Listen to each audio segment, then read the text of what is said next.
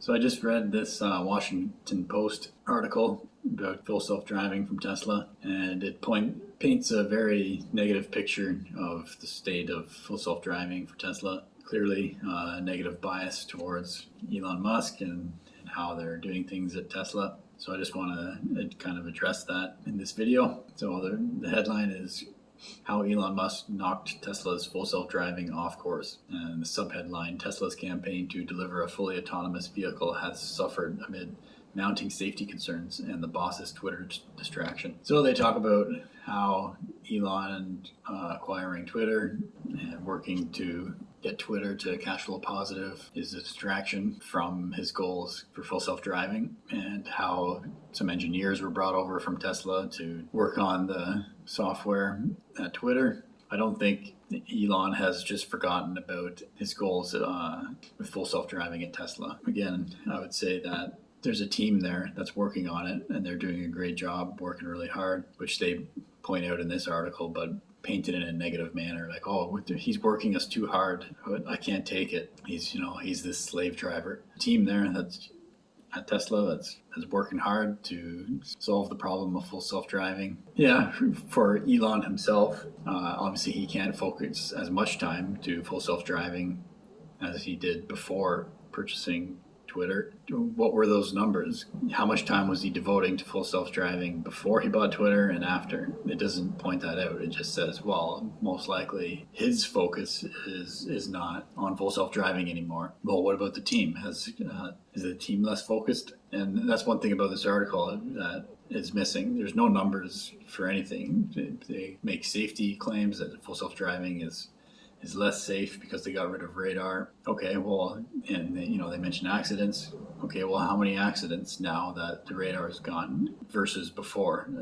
Where's your data? No, I just suggest that, well, getting rid of the radar is a safety concern. Yeah, of course it's a concern, but what are the numbers? Radar is gone now, so are we seeing a spike in accidents? The numbers that I have seen show that driving with full self-driving results in less accidents than someone driving without full self-driving. If I remember correctly, it's on full self-driving, they drive like 5 million miles before an accident, and the average driver, it's every 500,000 miles. No numbers pointed out in this article. So yeah, they mentioned recalls. Yeah, there was a recall because full self-driving was rolling through stop signs, which every driver does. If you're in a neighborhood or whatever, and it's not a busy intersection, human drivers, slow down and roll through. And that's what the software was doing, but NHTSA was like, no, we don't want that. So you're gonna have to fix that. And that was part of the recall. So it has to make the uncomfortable full stop and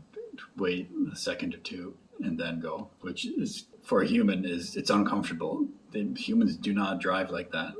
Well, most humans don't drive like that. They roll through the stop sign.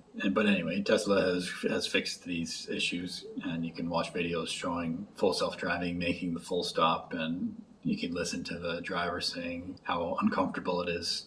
Sit there when there's no cars anywhere in sight, but you make the full stop. And yeah, I understand it's a stop sign. You're supposed to stop.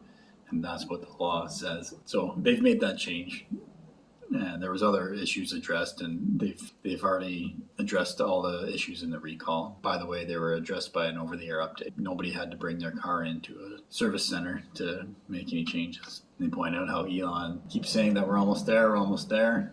And yeah, he's overly optimistic. And as an entrepreneur who's doing things that have never been done before in human history, I think you have to be an optimist.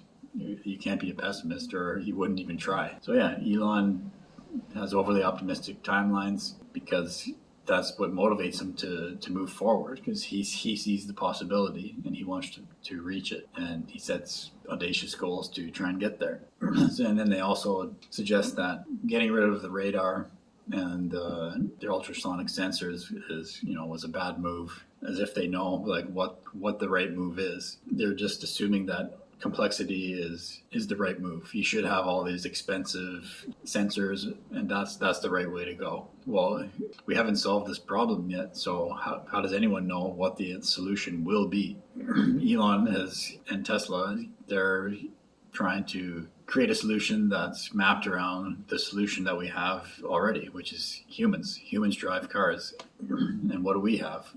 We have two eyes that look forward, basically cameras, and a computer that processes the information that comes in through those cameras. A neural net, our brain. So that's what Tesla's trying to do. They have cameras and they have a neural net computer processing the information that comes in through those cameras. But this article, it seems to just suggest that, well, no, it has to be more complicated. You have to have radar.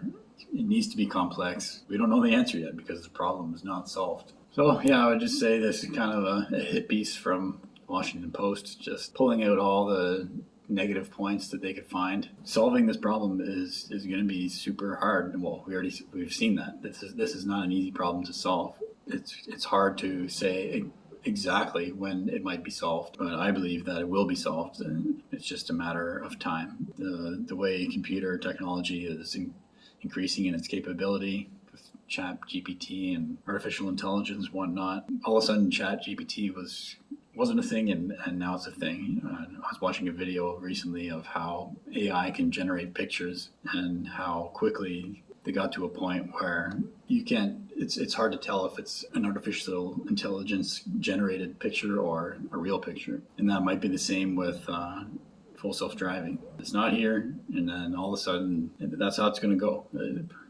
One day it's not solved, and then next thing you know, the problem is solved. But yeah, it's going to be rough along the way of getting there. Just like the pictures, the initial pictures were like, yeah, you can tell those are fake, but then they got to a point where like, oh, that looks like a real person, but it was generated by a computer. So anyway, that's my thoughts on this Washington Post hit piece article, pulling out all the negative points they could find for full self-driving. Hopefully you enjoyed. My name's Evan Bertrand. This is the Evergreen Channel. Thanks for watching.